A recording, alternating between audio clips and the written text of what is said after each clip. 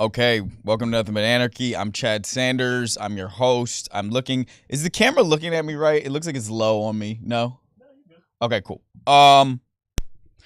We got a bunch of stuff to talk about today. Also, we had what I thought was a very good show on Thursday, and we're going to take a cue from that show, which is that I took a half step away from the script, the numbers, the script. By the script, I just mean like we have this docket here that has, if you're listening on podcast, you can't see, but if you're here on YouTube Live, you can see. It's like about like this long. It's kind of like an outline that just has, here, it's a docket. Here's the major bullets. Here's what we're going to talk about, et cetera, et cetera, et cetera. And I find it useful to have as like a backbone to the show, just in case it's like, okay, you've gone on a tangent, now bring it back and find your way to the next thing. But what feels more important, more pressing for when we do this show is that I can go where I actually feel something. I can go where I actually feel a burning point of view, curiosity, a story that I need to tell, something I'm trying to put together in my head. And there's a few of those today, so we're going to get right into them. Just to sort of lay a few of them out, we're going to talk about last week on Thursday. We did the show. We're in the other studio. I walk out, I go to the bathroom, and as one does in the bathroom, whip out my phone, and I have a text there from my friend Leon, who is a Hollywood writer, and also one of my best friends from college, but like very, very close friend. You guys have heard me talk about him. He's called into the show, etc. Got a text from Leon, and it's a press release that says that Rap Shit, which is a HBO Max show that I wrote for a couple years ago, has been canceled. And after 2 seasons, it's been canceled and blah, blah, blah. And there's this silly ass like PR scripted, announcement from HBO that says, it's so corny. Like I can just see the face of the person who wrote it. Blonde white woman, no doubt. And it says like, we're going to so much miss seducing and scheming with Shauna, and we're gonna have that song playing in our heads forever, and we wouldn't have it any other. It's like just like the corniest, most ridiculous shit in the world. But the show's canceled, and I said I was gonna list out the things we're gonna talk about, but fuck it, I'm just gonna start talking because we're here. By the way, at Chad Sand on Instagram, live show, Washington D.C., February 8th. That's a Thursday. Shanklin Hall is the venue. 7 o'clock doors open, 7:30 tickets. Go buy your ticket now at shanklinhall.com or on my Instagram at the link in my bio, because the tickets will sell out. So anyway, rap shit is canceled, okay?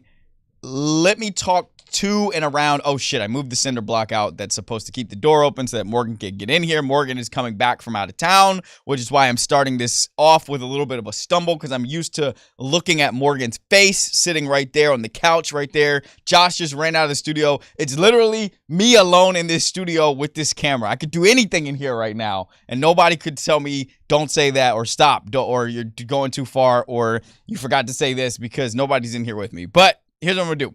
Talk about rap shit. Is that Morgan down there? Okay. So, where do I even start? Hi, Morgan Sean. Hi. We're live. Morgan Sean just got back from where? Miami? Yeah. Okay. Welcome back, Morgan. Welcome back to the freezing cold. All right. It's not that cold, though. You missed the coldest. It was so bad. So, let's talk about rap shit. And when I tell Morgan via text that I want to talk about rap shit, she's like, okay, but you've already talked about rap shit, and I have to prove to Morgan that I have a different angle. Well, I haven't proven it yet, but I'm about to. I'm going to prove to Morgan I have a different angle to talk about this, because when rap shit gets canceled, as it did weeks ago, but as it was announced on Thursday, and as I find out as a civilian who was, let's call a spade, who was, however you want to say it, nice or mean, fired is probably the meanest way to say it, let go, not brought back, parted way, went separate ways, etc., etc., etc. That is my relationship to rap shit. I wrote on season 1, wrote there for the whole season with the other writers. I, toward the end of the writer's room, had many moments where my book had just come out. It's 2021. My book had come out in like February. I'm writing on this show in, I don't know, summer. And I'm hot at that point in time. Like, people want me to come speak at things, and they're willing to pay me to do so. And so I am contractually bound to write on this show and be in this writer's room. But it occurs to me some months into writing on the show that I am not, as much as I am probably, you know, one of the more crafted voices in the room, because I'm like my own thing outside of screenwriting. I'm not like one of the bosses in the room, and I knew that coming in, but I did not know the hierarchy of a writer's room was such that like the showrunner, the creator, the executive producer, they're all up there. Then there's like some producing writers who are like in here, and then there's staff writers, and then there's like, you know, writer's assistants and stuff like that. It's a very hierarchical hierarchy. And I realized at some point during the process of this that even though I keep speaking up and having a point of view and thinking I see things that I want the story to be and the characters to be, whatever, of course, this is a collaborative process, but also I'm not up there in the hierarchy. So I'm having to make decisions every day between, okay, do I sacrifice going and speaking and promoting my book for my job, which is here on Rap Shit, or do I go do my thing and go promote my book and let the cards fall where they may? And so I'm imagining that at some point during this process, the showrunner, the other writers, the producers probably came to realize or notice Chad is a little bit 1 foot in, 1 foot out here. And I think, to be honest, I think that was probably fine with them, because I did not matter that much in the grand scheme of the room. So I think I made the right decision, which was to go promote my book. All right, fast forward, show comes out. I got to write an episode. I got to be in the show for 2 seconds. That was really cool for me. I did a screening. I did a watch party. Morgatron came and worked at the watch party, and it was really fun. And a bunch of people, you know, in New York and Brooklyn came out, and we did a Q&A afterward, and it was cool. It was like I got to feel like a part of the Rap Shit experience, even though most of the Rap Shit experience was occurring in Los Angeles, where all the writers lived besides me and maybe 1 or 2 others, in Miami, which is where most of the show was shot, except for my episode, which was shot in New York.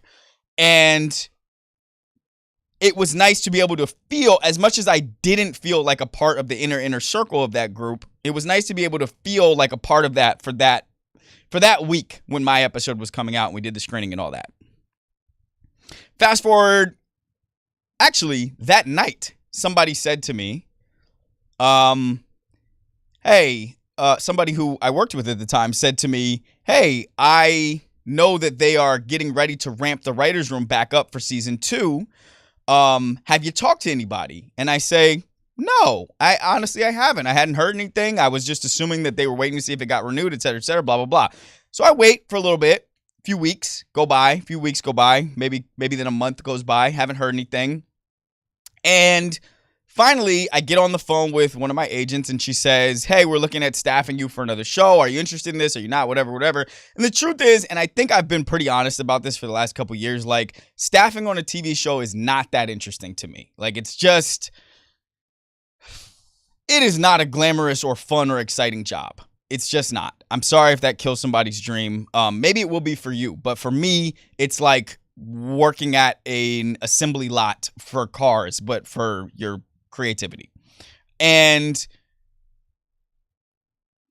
my agent is asking me about if I want to staff somewhere. I don't. But then I'm like, wait a second. I already had a job. Like, what's up with that thing? And I ask her, and she says, oh, I thought they would have reached out to you. They let us know a couple days ago that they will not be asking you to come back to rap shit. And I feel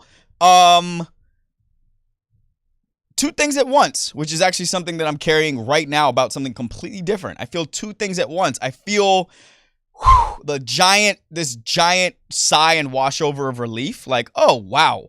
Well, I'm glad I won't have to do that again. And I also feel, of course, some level of rejection, failure, once again, not being a part of the club.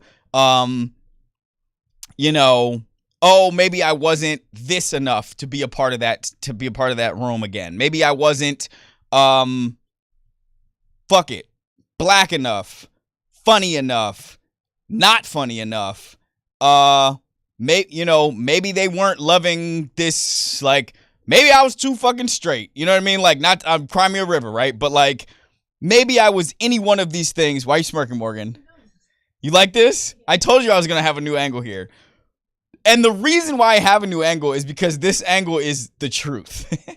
Because I got permission to tell the truth over the weekend, but I'm going to get to that.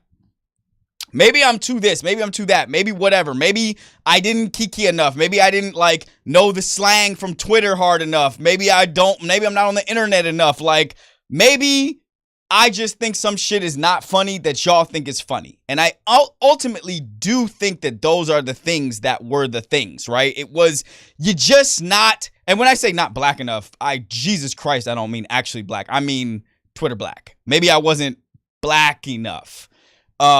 Because get the fuck out of here. So now I'm getting angry. I started getting angry when I saw your smirk. I don't know why. It's fine. It's fine. But the same person who gave me permission to tell the truth, also told me she loves this show because I get angry, but I'm not bitter. And I was like, that is exactly the truth. Like, cause I'm not bitter. Like, I didn't walk out of there like, oh man, like fuck these niggas, they didn't want me back. Like, oh, they think I'm not whatever. They think it's like maybe I'm not part of the club. Like, of course I was bitching about it. Of course I was a little salty, but like, I think everything I did thereafter was in support of, I hope that this goes well for them. I texted immediately the showrunner and said, though I had not heard from this person, I said, hey, like, thank you so much for this opportunity. It was dope to work with you, blah, blah, blah. Like, and I wasn't being fake. I meant that. Like, I needed that. I needed that opportunity. That was a part of a momentum that was growing for me that gave me another experience to see things, see how things work, see what I want to do, see what I don't want to do, be a part of a show on a network. I'm a fucking HBO stan. Like, I'm watching Boardwalk Empire for the third or fourth time. I've watched Game of Thrones 10 to 12 times. I've watched The Sopranos 10 to 12 times. Like, I'm a stan, and I got to work for the network that I've always admired since I was a teenager, okay? Hard Knocks, whatever. But I was a go. So I start down, I'm going down this other path, and I'm watching out of the corner of my eye, not intentionally, but just like here and there. You know what I mean? Nina works for rap shit, so I still have like I still have a connection to someone who's a part of that circle, even though for the most part, I haven't really heard from anybody else over there except that Issa came on direct deposit, which again, I am very grateful for. I think that her story and her name were very important to that project. So I'm just telling the truth here. I'm going down this path. That show goes and ramps up for another season. They bring some new writers back. They bring a writer in to replace me, and they go and make the show. They make a second season. I have not watched any of the second season, but I still know enough from the marketing, from the Instagram handles, from like just the little bitty blips of information that I get by way of my corner of the internet, that the show is happening. But I'm not hearing very much of a conversation about the show, which surprised me because when I wrote on the show, I felt like, and maybe it was because I was creating that conversation around myself, but I felt like I was getting a lot of, just people telling me what they thought about the show. And I didn't tell people I wasn't writing on season 2 for the most part, only close friends and colleagues, but like, I didn't hear nothing. So I was like, great. I don't have to like think about this thing all the time that I was once a part of, because let me tell you all something. This is something to know about me, because I posted a story a few days ago that said, as soon as I heard about it, I wanted to get this message out as quickly as possible, which is you do not need to console me about rap shit. I don't work there no more. I didn't work there for over a year. I'm fine. It's cool. Thoughts and prayers. And I really meant that because, and we're going to come back to this later when we talk about Michael Jordan and Jerry Krause, like, when it is over between me and some sort of entity as such, it is so much over. I will treat that thing as though it never existed unless I have a use for it. Okay. I was never going to turn on another episode of rap shit. It was never, ever in a million years. You could not get me to watch a scene of rap shit after I was let go of rap shit. Not because I'm bitter, but because I am a focused person. Like I have so much to pay attention to that I cannot even give one little ounce of something to pay attention to that I do not care about and that I'm not a part of. That's how I feel about it. On this show, this is the real point of the story. Let's get to the point. On this show, maybe a month ago, maybe 2 months ago, I can't remember exactly, while season 2 of this show was on. Where I'm going with this, by the way, is like I woke up yesterday with a deeper level of faith that I'm allowed to be honest. Okay, on this show, in my life in general. A lot of what stops me from being all the way real as I really want to be, is fear. Fear that I'm going to set off the wrong person and they're going to shut me down, humiliate me, attack me, curse me out, whatever. A couple months ago on this show, I said, what I stand on, which is that, if Lena Waithe made rap shit and not Issa Rae, people would look at that show completely differently. And I pretty much just left it there. I didn't go much further than that. I just said the thing because I think anybody who can hear clearly, who knows how to follow a story, understood the dog whistle of what I was saying, which is like, if Lena Waithe made that show, people would call it every order of caricaturizing us, hyperbolic, fake, unsophisticated, thin, hollow, two-dimensional, etc. That's what I was trying to say. And that's because of brands established by two different creators for all the different reasons that a brand is established and all the different ways a brand is established. Okay. Issa's thought of one way, Lena Waithe's thought of another way. And depending on who you ask, those two things are thought of differently. But I'm saying within my corner of, Black, creative leaning, intellectualizing people, that's sort of how those two people are looked at. That's how Lena Waithe's work might have been, Issa Rae's work might have been considered had she been Lena Waithe. Is it fair? Not for me to say. Is it honest? Not for me to say. I have big love for Lena Waithe, who has never faked on me, not one single time in this industry, and I've said that a bunch of times on here. So I'm leaving my opinion on their work out of this for now. The point is just that That's how those two brands are conceived of within specific pockets of culture. I said that on the show. And I stopped there because I felt that already I had walked a little bit past the line of where it's safe to be honest about this thing that you were a part of, within which you have actual human relationships with these people, okay? Like, they can text you, they can call you, they kind of have a sense for who you are, and there could be backlash. That reel goes up, does pretty well. I think there was some conversation in the comments and people shared it, and it was like, I think some people who are willing to use their brains and who are willing to keep it a stack were like, that's true. If Lena Waithe made this show, we would treat it differently than we treat it having been made by Issa Rae. But I don't pay much attention to, like, I kind of like pull my head out. As soon as these things go out, I watch the numbers, but I pull my head out of the conversation around them because I don't want to get too mired, however you pronounce that word. I don't want to get stuck in the mud with it.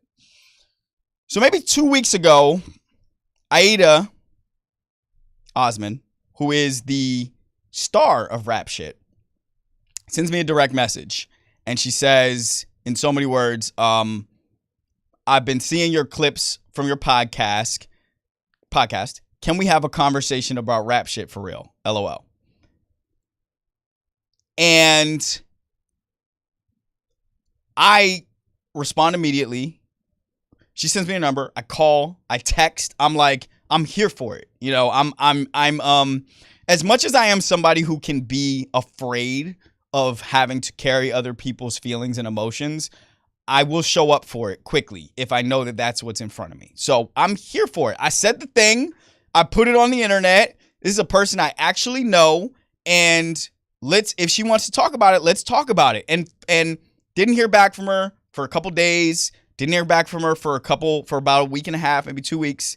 And I'm like, okay, I guess this just went away. You know, I mean, maybe in a moment she's like, she was feeling angry, or she was feeling, you know, poorly received, or she was feeling like I was trying to troll or like rock the boat for something, or maybe she just thought I was being a weenie. But like, fuck it. Maybe she got over it. Maybe she's not. Maybe she don't even want to talk about it. Saturday night, I'm out at a hookah bar. Music is blasting. There with a couple folks. They're having drinks. I'm having hookah, having a good night. And 11:30 p.m., I get a phone call. It's Aida. I don't pick it up. I missed the call. I look at my phone. It's a missed call there. Call right back. Music, blah, blah, blah, blah. I'm like, hey, I'm going to call you back after I get out of here. Yada, yada, yada. Don't get her that night. Get her the next day. And we have a 30-minute conversation. And I am expecting for that conversation to be about how I'm wrong about Rap Shit. I'm bitter because I got let go. I'm this, I'm that, you know. That's what I'm expecting, because like people and their art, it is an intimate relationship. It's like you say something about Black Magic, you know, even if I know it's true, the first thing I'm going to feel is hurt. The first thing I'm going to feel is sensitivity. The first thing I'm going to feel inclined to defend it. It's like if you talk about somebody's kid, even if you know it's true about the kid, like they're still going to try to protect the kid and explain to themselves and someone else like why it's that way and why it was intentional, et cetera, et cetera. So I'm expecting possibly the ferocity of 1,000 Suns. And let me be clear, Aida is like a genius level person.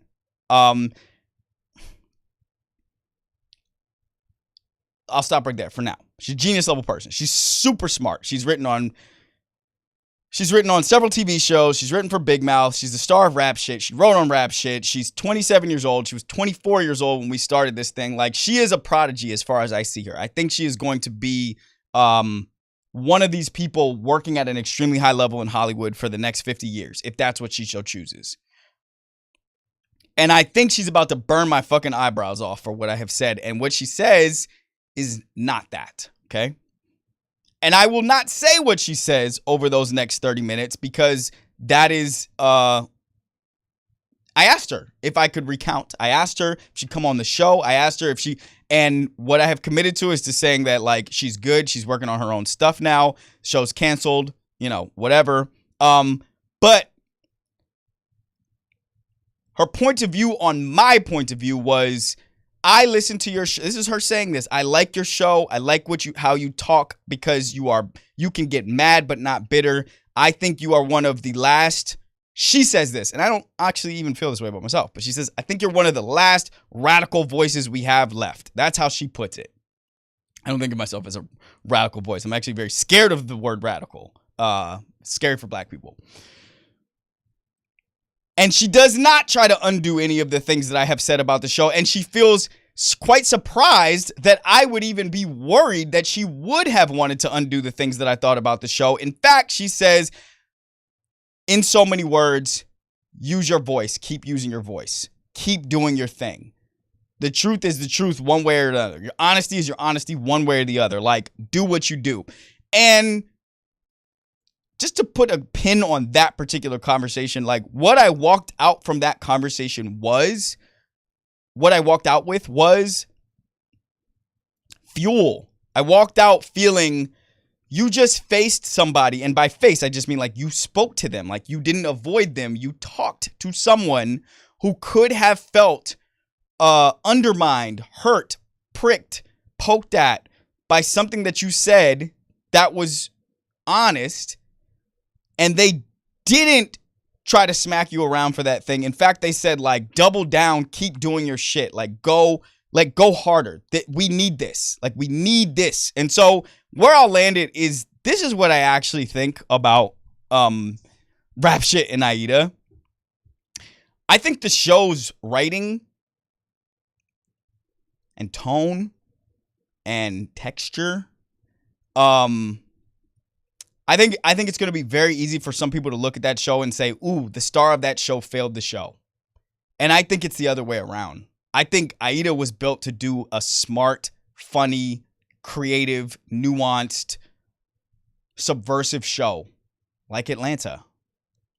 And I think, and I'll say we, the broader we, undermined her potential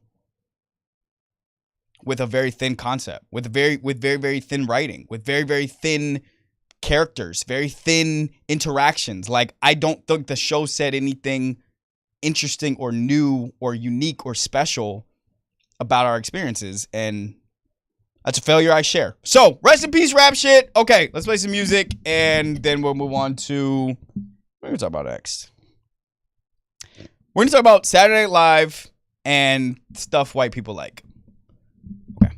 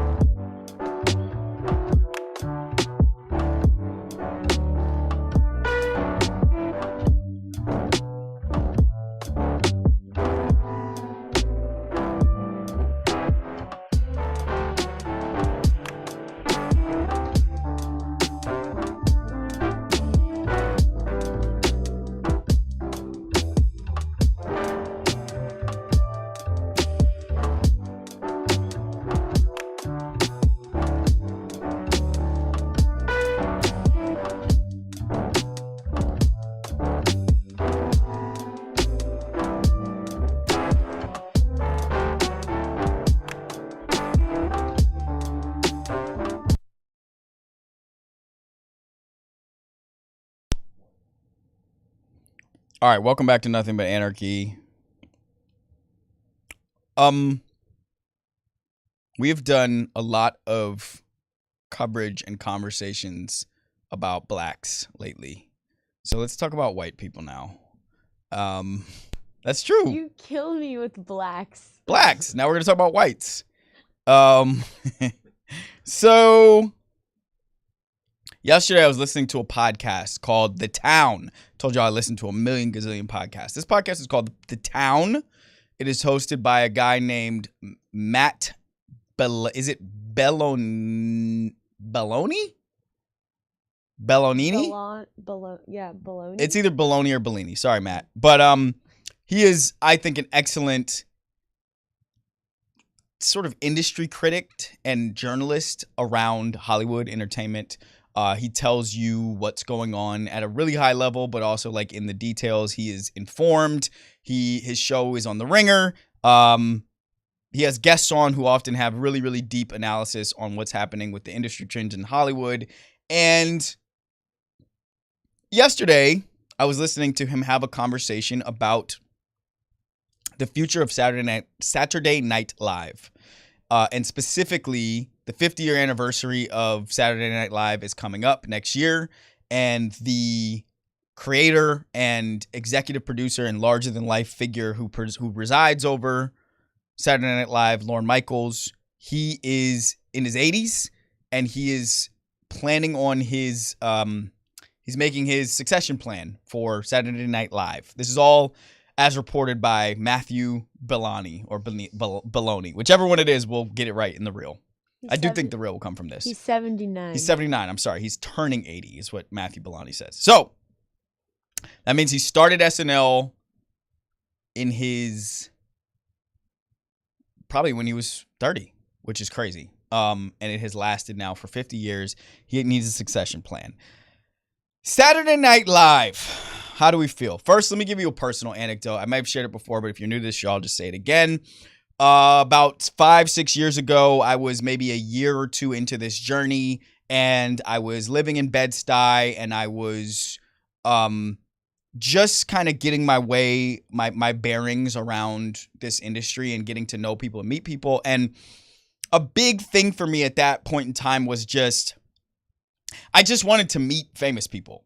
And I don't just mean specifically famous people, but like people who seem to have power in the industry. My point of view on myself at that time, I guess it was sort of, I think it was somewhat true and then also naive in its own way, was just, if you just put me in the room with someone, if you just get me lunch with someone or coffee with someone, I will be able to sell them on me. And there is truth to that. Like I can be a strong salesman. I am a convincing person. Oftentimes that's because I am selling you something that's actually real, like something that I either have actually done or believe in. But at that time, I hadn't done shit. So all I could do was sell people on what I believed in and what I thought I could do. And you know, I had this one TV pilot that I had been traipsing around with, but I also had I had the right cosign. I had Spike Lee's cosign. So my manager one night, it's probably 1 o'clock in the morning.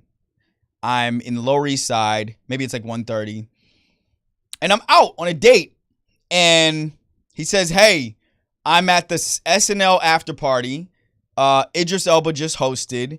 And we're here with Lorne Michaels. Come, pull up. Have I told this story already? I think you have.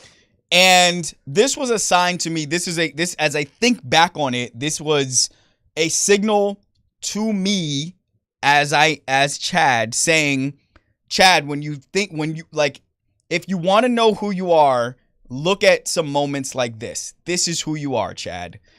I was having a really good time on the date. It was going well.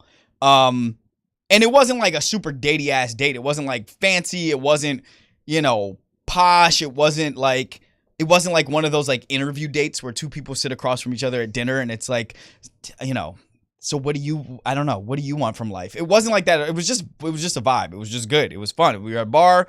We were kicking it. I was attracted to this person. It was a good night. It was 1:30, whatever. So I replied something like, okay, bet I'm gonna come. I'm pull up. Like I was going to go take the train or jump in an Uber and ride over to the SNL after party. And 20 minutes go by, 30 minutes go by. I keep texting like, yeah, I'm about to be there. And I had already decided in my head, even though I wasn't willing to accept it, that like, I don't care more to meet Idris Elba and Lorne Michaels than I do to just spend the rest of this night with this one person who, by the way, I never went on another date with, ever, okay? I have not even seen that woman another time since that one night that we kicked it. And I wouldn't trade it. Like, I don't give a fuck about Lorne Michaels. Like, this is what honesty is. Like, I don't care. I really don't care. I really, really, really don't care to go sit in front of another old white guy. I just don't care. And like, I wish I could just love that person who was my 29-year-old self. Like, I wish I, as myself now, because it's not always like that easy for me to accept that thing about myself. Sometimes it makes me think, damn, Chad, like, you're never going to have all the things that you want in life because you will not make yourself go actually give a fuck about Lorne Michaels. Like, it's never going to happen because you will stay on that date, or you will stay at your boy's house playing Madden, or you will stay at home with Penny watching a movie because you're having a good time with yourself. And who cares about Lorne Michaels? Who the fuck cares? But a part of why it's who the fuck cares, you're scared of this. Are you scared of this? No. But you're scared of it for yourself a little because you live in New York and you work at NBC. Are you scared of this? Am I scared of what you're saying? The concept. No, but Okay. I do. But or do you want to finish? No, tell me. I was saying, but I feel like it's interesting because, if you had gone, it's not even guaranteed that like anything really great could have happened.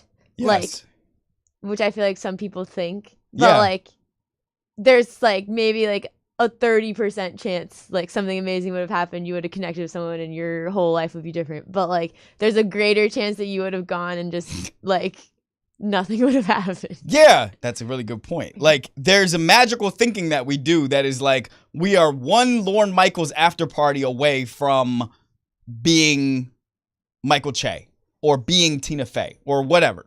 And it's astute because, like, I think rarely in the moment are we actually doing that math, that the percentages are so small, but it really just came down to in that moment. And I remember this being the beginning of, if I'm honest, probably my manager at the time and my team being like, oh, like, this person is going to require sort of a bespoke sort of management style, like a different sort of management style that, quite honestly, I don't think they have time for somebody like me. Like, maybe if I'm The Rock, you have time to like be all funky about how you manage the person. But like, for me, I'm not at that size. I'm not at that level. It's just like, well, we're going to try our best. We'll try to put him in the right rooms. But like, if he is so whatever that he doesn't just show up when we tell him show up, then like, on to the next one. You know what I mean? Even if we keep him as a client, it's on to the next one in thought. It's on to the next one in action, in motion, whatever.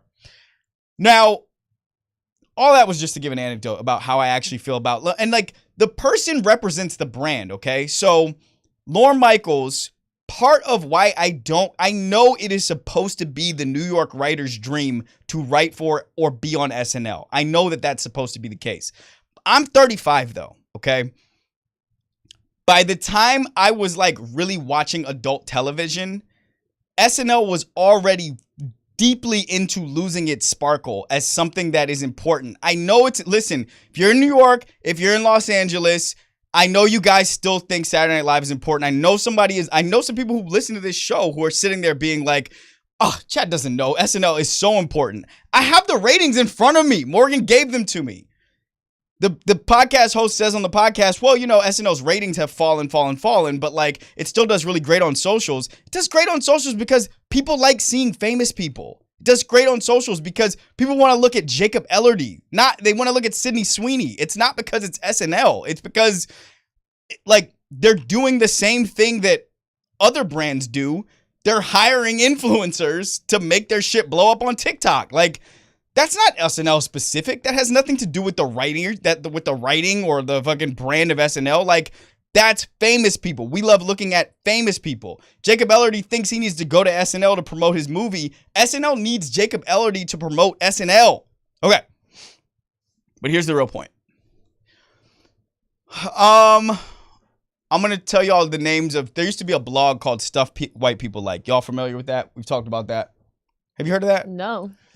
Yeah, I remember that. It's been a while since I heard about it. It's been a while, but I never, okay, so, all right, another quick anecdote. I think we're doing something good here, so I'm just, clear out. Let me just do this. Give me the lane. Okay. Morgan, can I have a clear out? Yes, you're good. Okay, you're thank clear. you. Thank you. So, all right. When I worked at Google, like 2013, 2012, no, 2011, because I was working at Mountain View. This is my first year at Google, okay? So I am full of Google Kool-Aid at this point in time. I think that the whiter and mousier I can make myself, the better my life will be. The more I can resemble like in spirit, the more I can resemble like a scrawny little white guy with a wrinkled t-shirt on and khaki shorts, the better my life will be. That's what I see around me at Google. That's what the culture of Silicon Valley is telling me. It's telling me that the pinnacle of man is a very small, weak white boy who cannot play sports and is probably today, 10 years later, an incel. That's what they're telling me is the dopest shit ever. So I'm trying to be like that. And to make it all so much worse, a extremely smug white boy who looks just like that comes to Google one day.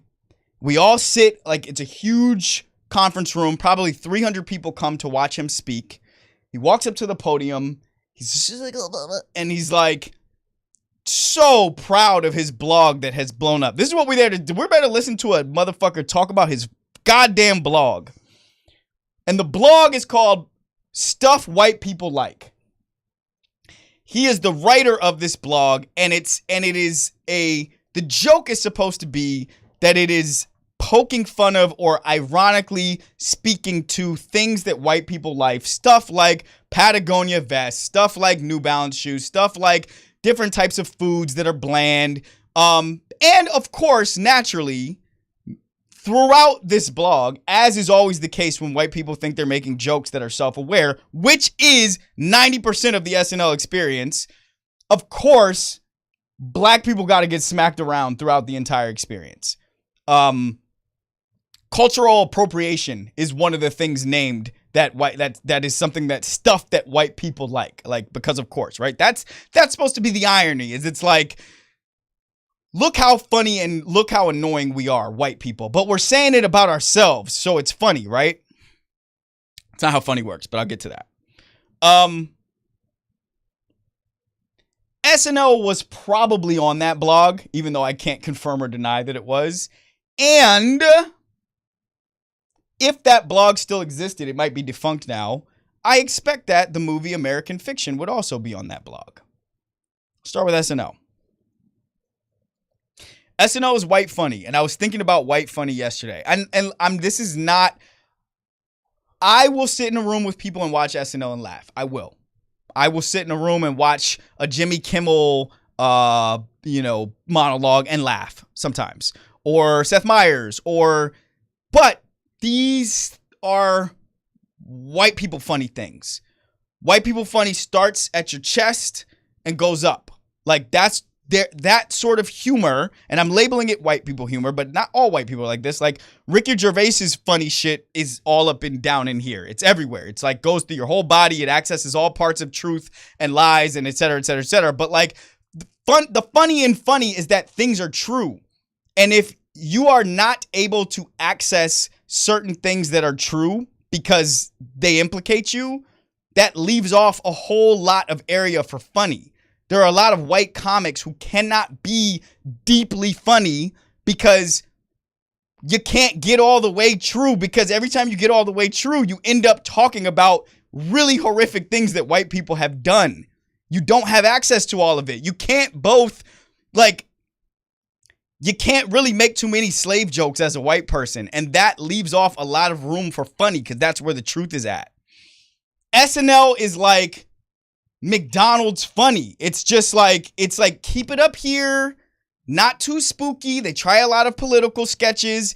And naturally, as we have gotten a million other areas to access funny in our lives, from Twitter, from Facebook, Instagram, TikTok, we have funny people abound. There's so much. I laugh so much harder at the meme of the cat at the table with sunglasses on. I laughed so much harder at. I've seen probably 50 versions of that meme. I laugh so much harder and more viscerally and deeply from my gut than I ever laugh at a fucking Seth Meyers monologue or an SNL sketch. And SNL has a ratings problem, as do most legacy shows on linear cable. That's what SNL is. It is 50 years old, and it is looking to transition into the next 50 years of its shit. And it's going to try to continue to spin out the same brand of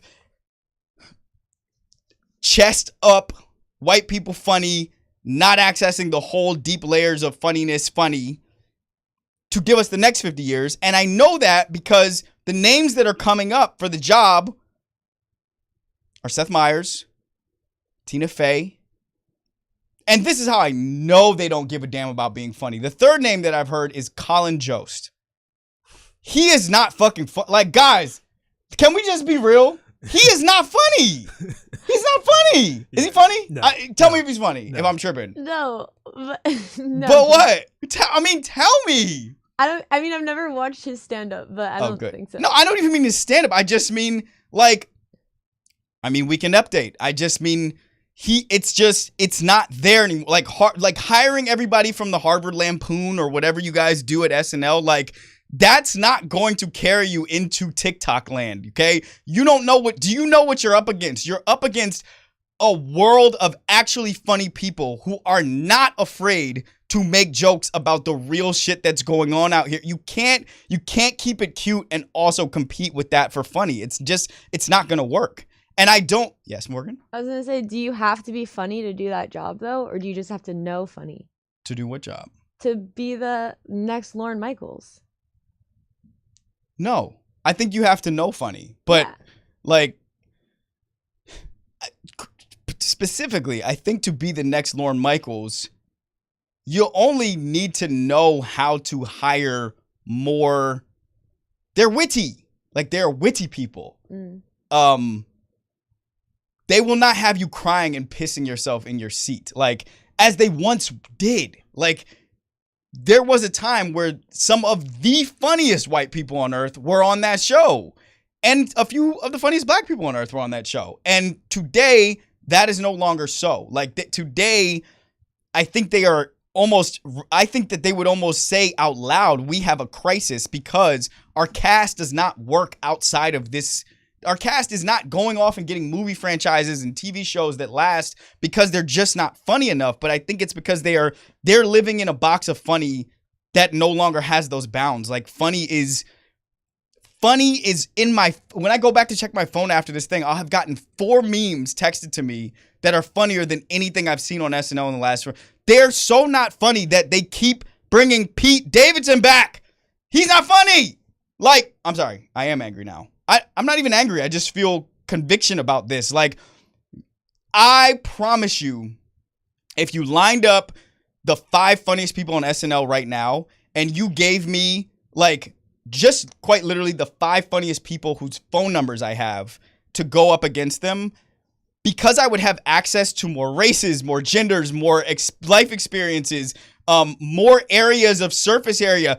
I want to go back to this. White people being self-aware about whiteness and racism is not funny. That's not ironic because you guys have been faking being unself-aware about this the whole time. Like, you guys knew it was this all along. This is not a surprise to you. This is not new information to you.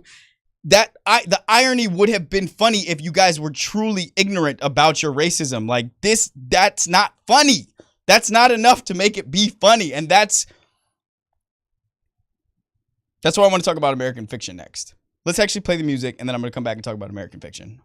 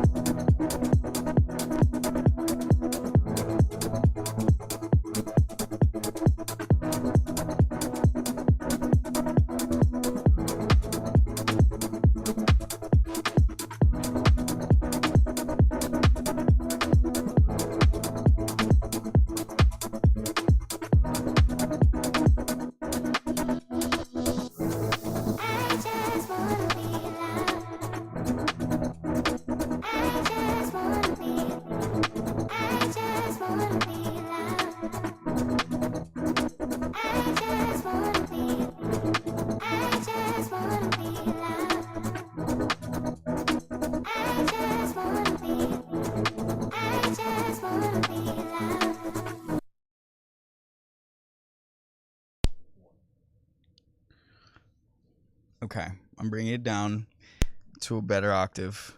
Let's talk about American Fiction, which I've still not seen. Which makes me the perfect person to talk about it, because what I actually want to talk about is forget the movies themselves for a second. Like, let's just talk about the surface area around movies and art. Let's talk about the landscape. I think I said before on this show, I did not want to watch American Fiction because the marketing for American Fiction told me, like, sometimes we as consumers are simple. If you tell me the movie's not for me, great, I won't see it. Like, if your marketing is telling me this is a movie about stuff black people already know and have covered, but for us to teach white people about these things, I can skip that class. That's not for me. I said in the last episode of this thing, fix my voice. I said in the last episode of this thing, I had to decide and maintain over and over and over again that Black Magic, my first book, was going to be a book written to and for black people, and that white people could come and cup their ear to it, but it was going to be written to other black people. White people and anybody else could come and cup their ear to it, but it was written to and for black people. So that was a decision that probably on some level limited the scope of market for that book. But that was the decision I made. Somewhere along the line, maybe it was in the creative of making this movie. Maybe it was in the marketing of this movie. Maybe it was in the PR.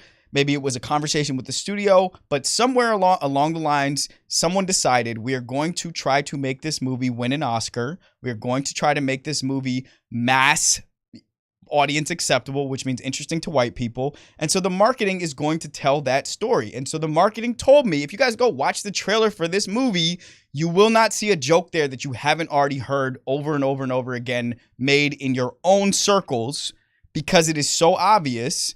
The marketing for this thing told me, Chad, it's not for you. And I am not hard-headed in this way. I don't have to see a movie that's not for me. Like, some people I know, I'm rooting for everybody black. I know some of y'all feel that way. Rooting is different than going and buying a ticket to me. Like, if the movie is not for me, I'm still audience, man. I'm not a martyr. I'm not a fucking, human sacrifice. Like, I don't have to go sit through 2 hours of a movie that's not for me. Today I woke up and I found out that this movie had been nominated for several Oscars. And I'm still processing what that means for me. I did not know that it was in Oscar nomination at all. I have talked to several black who have said to me that they saw the movie, Morgan included in this group, and not one of them is willing to stand on saying, Chad, I think you should see the movie. Morgan, why not? Well, I maybe would have until your little spiel, and then I was like, nope, never mind, don't see it. Well, what did you think about the movie? I liked it. I was entertained. I don't feel like it said anything that people didn't already know, but but yeah, I was entertained. I liked it. Why do you think it's nominated for an Oscar? For several Oscars, including Best Picture? I don't know. Well, why do you think? I thought Jeffrey Wright did a good job acting. I don't know. I can't get the Green Book thing out of my head that I sent you earlier. Morgan sent me a meme just before we started this show. I don't know if it's to call it a meme, but tweet. It was a tweet. Someone had tweeted, "Please be serious. American Fiction is like the Green Book, but written by a well-liked Twitter guy." And then beneath that, someone writes, "He somehow found the words that I could not. Bravo." Did you write that? No, it was someone. Okay, someone else said that. Of course, I've also never seen the Green Book, so I can only say but so much about this connection. But the connection I take from it is like,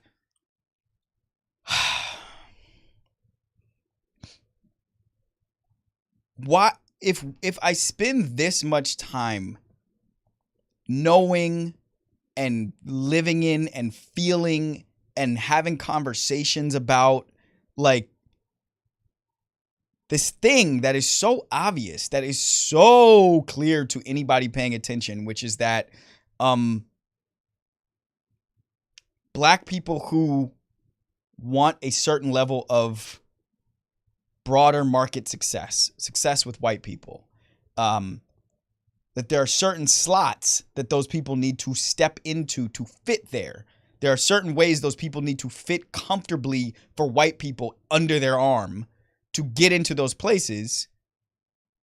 If I know that, and it's so clear and I've known it since my parents started telling me that when I was little. Like, they're like, if you want to have it on your terms, you got to build it. Like, if you want to have it that in a way that makes you feel good, you got to build it, and you got to scrape and claw, and you got to do the job inch by inch by inch. That's what you're seeing now. And I promise you, it's uncomfortable. Like, I promise you, it is anxiety ridden.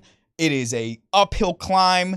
It draws not only the scorn of other people, but also your own people who are watching you do it and how you do it, and like don't want to be a part of it until it's already popping. But if you want to take that other path, like, you got to be on the cover of Green Book looking slavey. Like, that's it. Like, if you want to do this other thing, if you want to win the Oscar for best picture, you got to make them laugh. You got to make white people laugh. Whites. You like that? If you want to win the Oscar, you got to entertain whites. You got to make them feel good about whatever it is that you're saying. You know what the main feedback I've gotten about this movie is? Damn, I went to see it at the Alamo Drafthouse. Damn, I went to see it at whatever other fancy, funky, urban theaters where in gentrified neighborhoods. And I wish I had seen it somewhere else, because every time the white people in the room laughed, it made me feel uncomfortable. Every time they laughed at something that I know was supposed to actually make them feel shame, guilt, learning, they laughed. And I don't have a stomach for that. Like, I don't have a stomach to try to make something like that. And I don't have a stomach to go and try to watch something like that without feeling pissed on the whole time. And so, not that I was ever going to watch the Oscars, but like, now I really can't watch the Oscars, because every time this movie comes up and somebody goes on the stage and gives some extremely flat, basic ass speech and white people go, like it's super fucking deep, or they laugh at something that's obvious or whatever, I'm just going to keep feeling pissed on over and over and over and over again. I remember watching Spike reconcile his feelings about being up against Green Book, whatever that was, 3, 4, 5 years ago when he made BlacKkKlansman. And I remember like how I felt watching Mahershala, who I think of as like one of the dopest black actors working right now, and one of the most dignified, and one of the coolest, like naturally cool without trying, like squeeze himself into that costume for that movie cover and feeling like, damn, we always got to do some slavish shit to get an award. Fuck it. I guess no awards. And of course my heart can't completely wrap around fuck it, no awards. That's not human. Like, of course I still want awards. You know what I mean? Of course I still want money, but not like that, man. So I ain't never going to see that movie. I just don't see how I can, unless one of you guys who I trust will say, Chad, just watch it. You'll love it. Well, no, I definitely can't say that, because I remember what it is you said. You said that it hits too close to home. And I was like, it does. Oh yeah, it probably. And that's even being too flat. It's not just that I know it hits too close to home, but I know, like, Get Out hit close to home. But I can just feel it from a million miles away that movie is going to, here's being more precise. It's supposed to hit close to home, but I know that it fucking misses the notes. I just know it. I know it by who's in it. I know it by the jokes that I've seen on the marketing. I know it by the references that you all have made to it. Like, you're not just being clear and just being like, that movie was something you should go see. You guys are not standing on it the way that I think you would if it was fire. And then naturally, it is up for Best Picture. It is the only movie made by a black person up for Best Picture. So, very well. That goes on what stuff white people like. Okay, let's play music. When we come back, we're going to talk about Jerry Krause, Michael Jordan, and beef. When is beef over?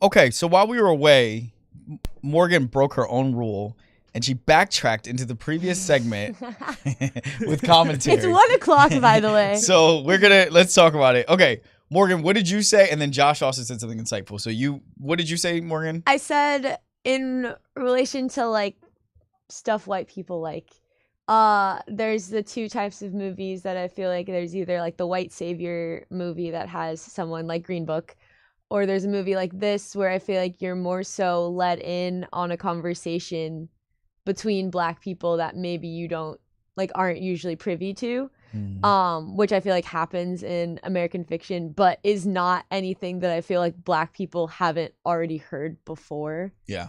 So yeah. So yeah, like they wanting to feel let in, and which my reaction to that is, it's feels like kind of sometimes the way white people want to eat soul food as cuisine, but they kind of want it like white people soul food. Like they want it like they want pies and thighs. You know what I mean? Like they don't want that real hot fire in your shit stuff that has me up at 4 a.m. every night. Like they want like better not be too spicy. Not too spicy. Come on now. Like, you know, but be civilized. Like, don't say the realest shit. How about this? Don't say what Jeffrey Wright and Issa Rae would actually say to each other as themselves. Say this lukewarm shit. And then Josh, you said something that was insightful as well. Yeah, I just, when you were speaking, I was just thinking like, is it even possible to, well, first, does a movie even exist that has like, let's just, for lack of a better term, slavey stuff in it that can actually, what's it called, that white people have liked, but has given, what's it called, white people have liked and absorbed the real emotions that whoever was making it, hopefully someone black making it, wanted them to feel and had this mass appeal. Yeah. And if it doesn't exist, can it even exist? Because I can't think of one, and I think the one that came to mind was like Moonlight. That's what I was wrestling with in my head. Yeah. And I don't know. You know, only a white person could know if they actually walk away from that sort of movie affected, or if they walk away like, man, that's crazy what's going on over there. Like, good thing I don't have to deal with any of that shit. Like, and then kind of go on with their day. Like, I don't know. Maybe, well, I'll tell you a story. Like, I've seen Roots twice, right? My mom made me watch it, and then probably like a year or 6 months later, when I was really young, a kid, I watched it. I don't know who decided to. And granted, you know, my upbringing is just like, yeah, it's like mostly white people and a sprinkling of black kids and a couple of Asian kids. And we watched Roots, and I think it was definitely under the age of 10, and everybody in the room obviously was feeling away as a child. And I don't know what's going on. I have no idea if that affected them in a way that made them, you know, feel differently or what. But that was the only movie I've ever watched amongst white people that was obviously the most slavey of slavey movies you can watch. Right. And they were feeling, there was no laughing going on the entire time. No, it's so, I mean, it's so different when I think it's so different when it's not your person, your body, like your image being reflected in the worst conceivable moment. And it works the opposite way for me too. Like, I watch Boardwalk Empire. That's what I'm watching right now, right? And it's Italians and Irish and Jews and Polish and, you know, all kind of like turf battling over Atlantic City and the alcohol trade, basically. And it is quite gory. I mean, like, it is extremely violent. It's one of the more violent shows you will see. And violence always takes a toll. Like, it always, like, fucks with me. It always, like, I feel it over time. I'm ready for the show to be over. I'm on the last episode. I'm like, thank God. But I feel it differently when it's Michael K. Williams and Jeffrey Wright on that same show, like, taking shots at each other, shooting up each other's black entourages. Like, I think that there's something human there, and it's invented because we didn't have to make this like, race didn't have to be a thing, but like, it's invented that I now feel more connection to them than I do to a white person, but like, it's there. Now let's actually, that will transition well into this next story. So, did you guys both watch The Last Dance on Netflix, the Michael Jordan documentary? Yeah. Yeah, most of it. Yeah, I think I don't know if I watched all of it, but I watched most of it probably. So, The Last Dance was Michael Jordan telling the story of his last season on the Chicago Bulls, their last run to the championship, and also like quite a bit of his life story, his rise to, this is a review for everybody because everybody in the fucking world watched this thing, but his rise to Michael Jordan-ness and the inner workings of the Bulls and the NBA at that time and the things he had to overcome to get into his Michael Jordan slot, et cetera, et cetera. And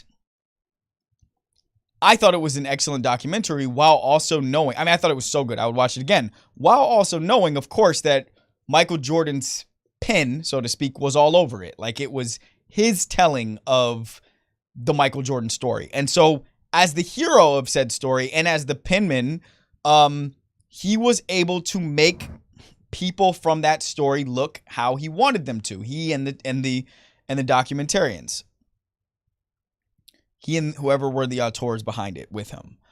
One of the people who gets it the worst was a Schwebley, sort of Hobbit-esque white guy named Jerry Krause, who was the president and general manager of the Chicago Bulls when Michael Jordan played for that team. And in the docuseries, they really make him look like such a trollish, greedy, mean, like, it steps right on the line of exposing him as a racist, basically. They make him look like just the most disgusting overseer of this team. And particularly, they show the power struggle that there was between Jerry Krause and Scottie Pippen over Scottie Pippen's contract. There's an image that is a little bit haunting that's recounted where Scottie Pippen's on the team bus after one of the games yelling and cursing at Jerry Krause, who's in the front of the bus, about this contract that he wants to get out of because he's outperformed the contract. And Michael Jordan portrays himself in his own shit as a bully to Jerry Krause, who was someone, as it seems in this story, that all the players hated because he was the face of white men owning and capitalizing on these extraordinarily talented black men and trapping them contractually underneath their market value. It was an excellent little recount by me just now. It was really good. No, you don't think so, Morgan? No, you're good. Okay, thank you. Recently, the Chicago Bulls, and by the way, I'll get to my opinion. Let me just say what happened. The Chicago Bulls did some sort of ceremony at one of their home games where they were honoring, I think it was the Chicago Bulls Ring of Honor. They were bringing people into their Ring of Honor or whatever their version of that is. And one of the people that they honored during that thing was the late Jerry Krause. And his widow went up to, I guess, accept the award for him or the honor. And the fans booed the shit out of her. They rained down boos from the arena over her. And there was, in response, what I saw was, specifically by a lot of white sports journalists, there was a response of a little bit of like a slapping on the wrist of the Chicago Bulls fans for how inappropriate, how rude, how mean, how bullying to boo this woman for going to accept this award for her late husband, Jerry Krause. Tim McMahon, who I have mentioned before, who was the guy who I said wrote about Ja Morant in a way that I found to be dehumanizing. Tim McMahon is back. He's such a douchebag. He's back, and he says Michael Jordan is a bully. He's a petty bully. He's arguably the greatest player of all time, but he's a petty bully, and the fans followed his lead. That was his understanding of this thing that happened.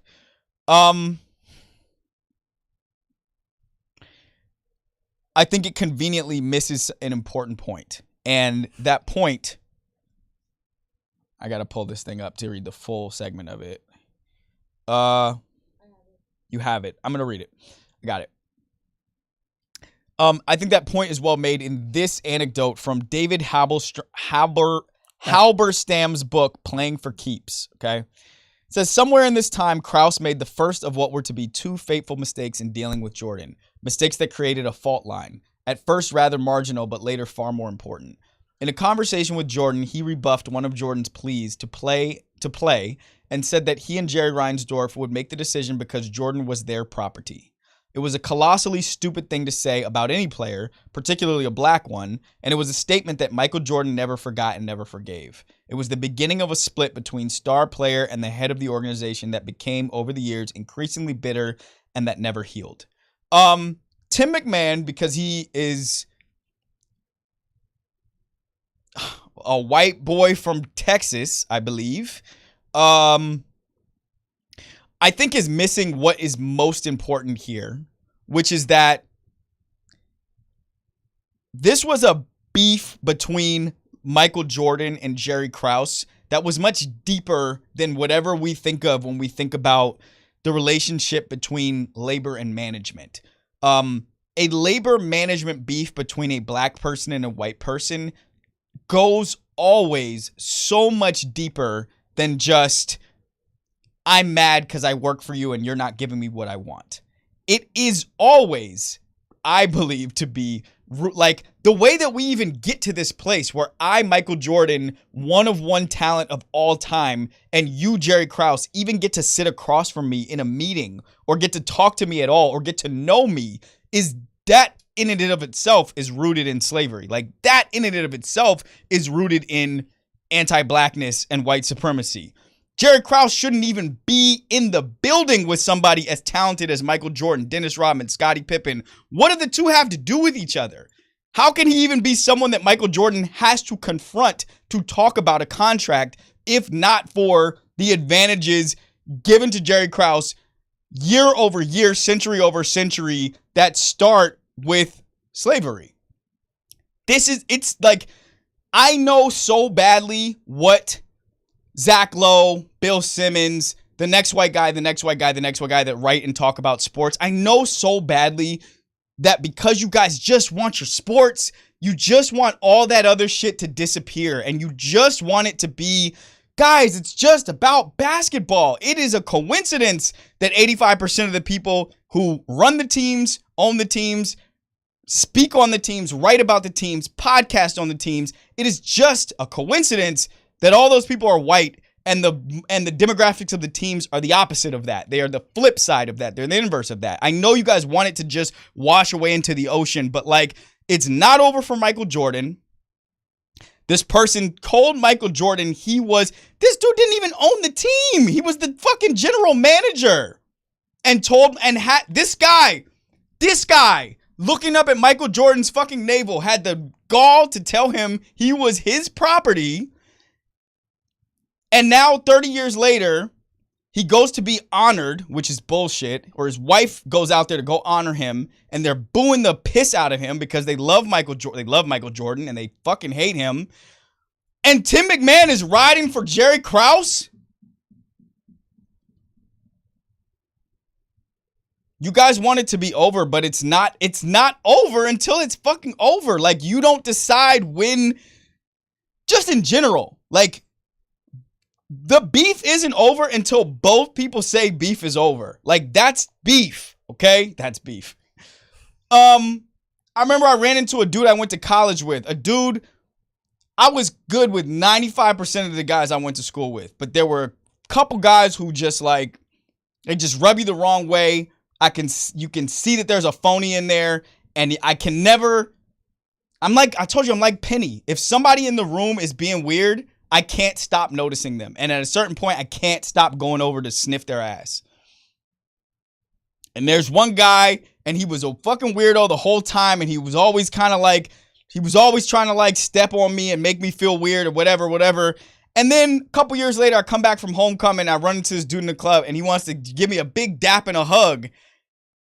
And I'm like, I'm just like, thinking, don't touch me. Because you don't get to just decide when beef starts and when it's over. Like, it's not over until it's over. It's not over till both people say that it's over. And Michael Jordan didn't say it's over. So I don't care if it's you or your widow or your son, whoever comes up here to accept the award on behalf of Jerry Krause, the guy who said, I am his property, the fucking general manager, not even the owner. Like, I can't even imagine. Can you guys think about this sort of mindfuck of self-control that it is to be a black person? To be Michael Jordan, okay? 6'6", one of one athlete, incredible hand-eye coordination, like billionaire, or at that time, probably close to 100 millionaire off contracts and sponsorships, and you have this little guy walk up to you, look up at you, and tell you you are his property in the 1990s, okay, not the 1800s, and you don't smack him through the floorboards of that arena. That's more impressive than anything I ever saw Michael Jordan do on a basketball court, and that is. Tim McMahon, if you don't get it why Michael Jordan still feels that way, you're just a fucking asshole. Like that, I mean, and it's on purpose. Like, oh, you're so gross, Tim McMahon. Okay. I feel clear. We got 12 minutes left. No more yelling. I've yelled too much today. Maybe that's the real, though. I felt pretty good about that. Yeah, that one was pretty good. Yeah. It felt concise. Yeah. Felt tight. Yeah? Yeah. By the way, I don't love the fans either. I don't love the fans either. I mean, because the fans will turn on Michael Jordan in a second. Yeah, but and I'm saying that just for that reason, too. I'm just like, they don't really love Mike. No. And I mean, it's not, to me, it's not even about the fans, but it's like, we're not in the protecting Jerry Krause like we can't be in protection mode over Jerry Krause of Exactly. all people. And like, yeah, I know it's his widow, but like, you married him. Like, you got to live with the way that people see him. You've had to live with that since you've been married. Okay. Couple other things. We're just going to do some sports notes real quick.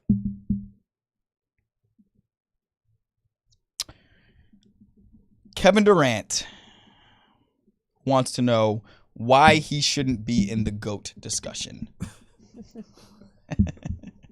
That's real. That's a real headline. I mean, people are laughing already just off of the headline. Why shouldn't I be in that? What haven't I done?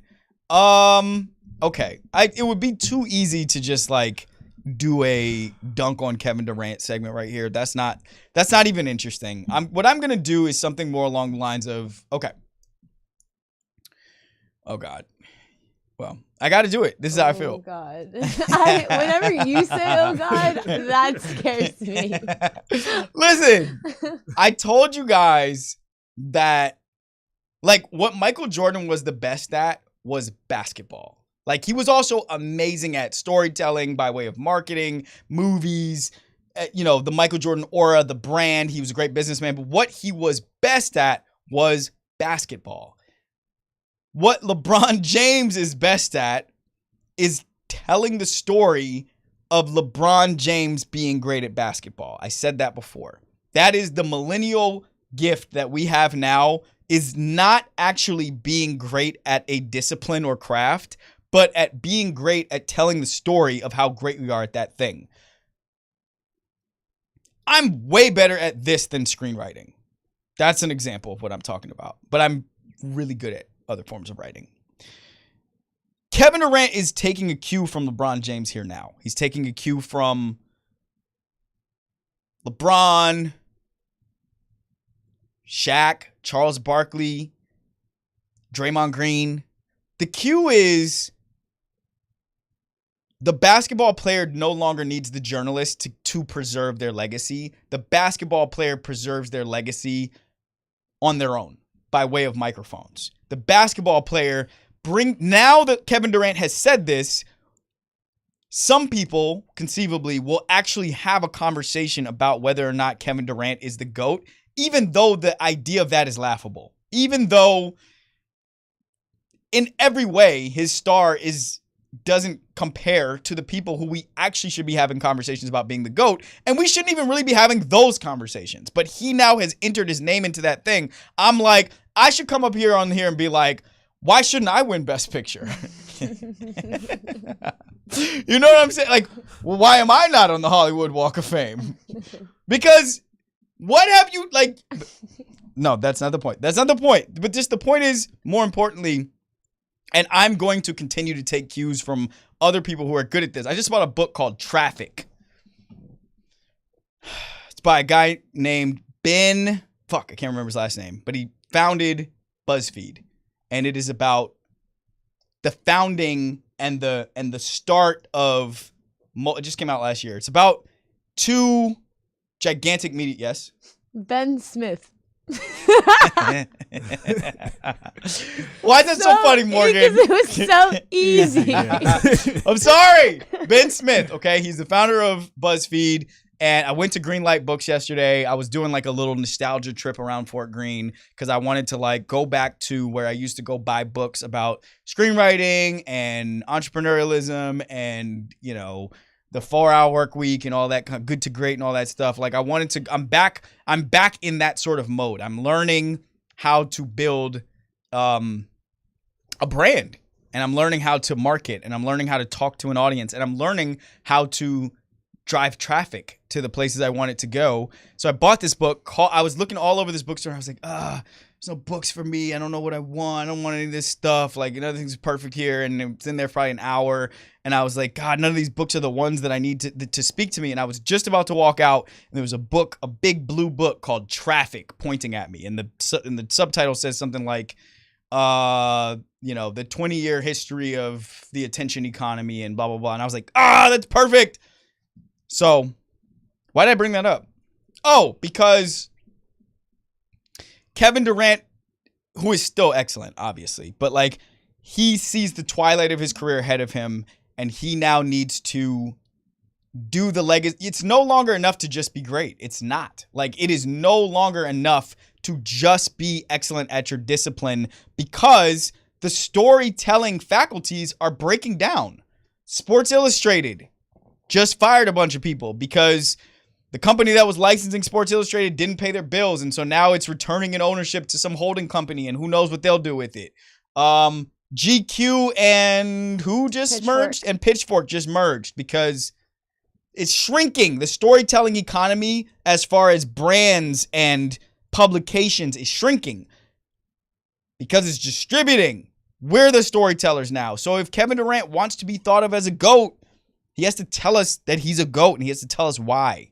And so I have to continue to tell people what I am and what to call me. And so do you, if you want them to know. All right, last one. Yes, Morgan? Oh, wait. I'm going to allow us to backtrack one more time. Okay. Because Shannon said in the comments, Chad, does it impact your opinion at all to know that American Fiction is based on a novel by a very talented Black novelist, Percival Everett? Even though, of course, it still has to fit into a certain very specific mold to get white prestige attention. Also, I guess you don't got to take my word for it, but that he's talented, LOL. Well, I knew that because I've learned a little bit about the movie from podcasts and stuff. Didn't know the author's name, but I knew it had been adapted. I also saw that it's nominated for Best Adapted Screenplay. Does it actually change my opinion? No. Like, I don't really know. I mean, that's my sister. So, I don't, like, less and less in today's world I don't know unless I know. Like, I don't know that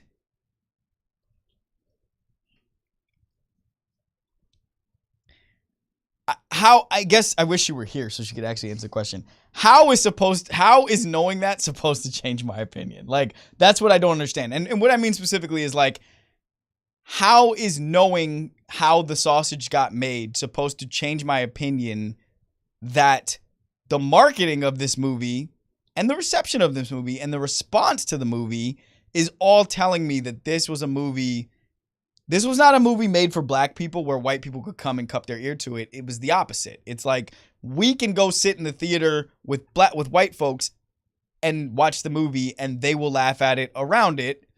But in doing so, at least as I digest it, like, there is some level of laughing at us that is also happening in said movie. Like, there is like, haha, like, this predicament, how silly, how crazy, how ironic. And it's like, what part of that reception, in what part of that digestion for you are you also taking with you, I am the cause of this? Like, I make it uncomfortable. I make the market small for the Black writer who just wants to write and doesn't want to write about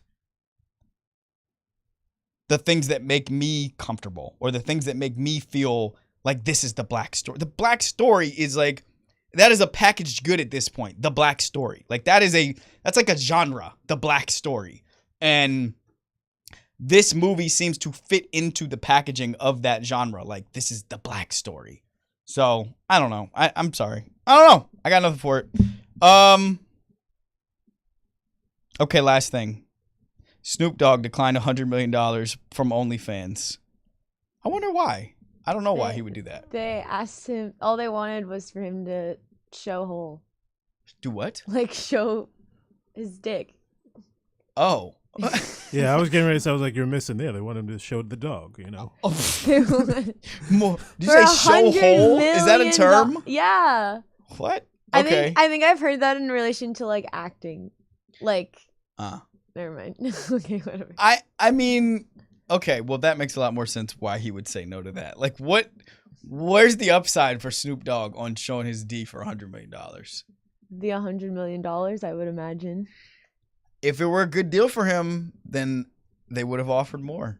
They wouldn't offer him a deal that was bad for them, I guess. That $100 million is worth more in traffic to them than it is to him, would be my guess. Traffic and branding and wow, Snoop Dogg. And No. Feels kind of racist too, I'm not gonna lie. Feels pretty racist. Yeah. They didn't offer a white boy $100 million to see his dick. This is true. Okay. All right. Well, this has been Nothing But Anarchy, the show, yada yada. And we will be in Washington, D.C., February 8th, 7 o'clock at Shanklin Hall. Go get your tickets now. They will run out, and I will not help anybody at the door. Because I'm not going to make a habit of doing that, because we're going to do more stops, and I just can't do it. I just can't do it. So go buy your tickets, man. Buy your tickets, show up, have a good time with us. We're going to do the show in your face. That's it.